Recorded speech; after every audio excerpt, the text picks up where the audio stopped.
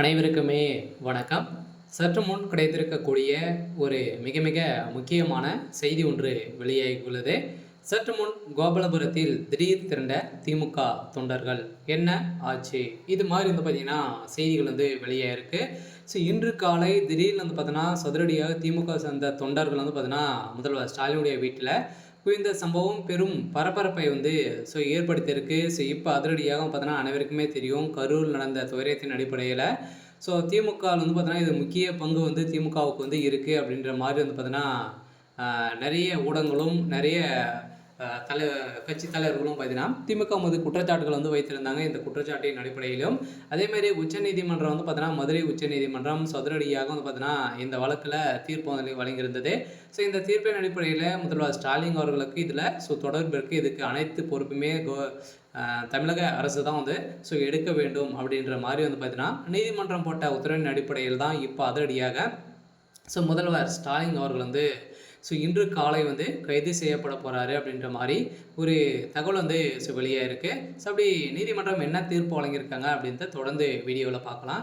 So அதுக்கு முன்னாடி நம்ம சேனலுக்கு இப்போ தான் நீங்கள் முதல் முறையாக வந்திருக்கீங்க அப்படின்னா மறக்காமல் நம்மளுடைய சேனலை சப்ஸ்கிரைப் பண்ணி சப்போர்ட் பண்ணுங்கள். ஸோ வாங்க வீடியோக்குள்ளே போகலாம். ஸோ பார்த்தீங்கன்னா கரூரில் நடந்த தாவக பரப்புரை கூட்டத்தில் ஏற்பட்ட கூட்ட நெரிசல் 41 உயிர் மரணம் அடைந்த சம்பவம் நாட்டையே பார்த்தீங்கன்னா கண்கலங்க வைக்கக்கூடிய நிலை உருவாகியிருந்தது.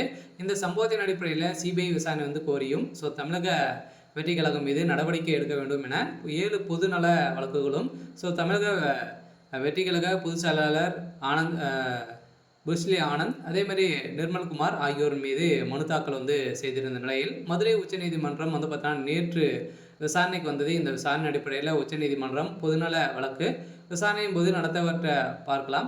ஸோ இதில் பார்த்தீங்கன்னா ஏழை எளிய மக்களுக்கு ஒவ்வொரு வழக்காக தனியாக விசாரணை நடத்தப்படும் என்று நீதிபதி தெரிவித்திருந்த நிலையில் சில வழக்குகள் சிபிஐ விசாரணை கோரி தாக்கலாக்கியுள்ளன.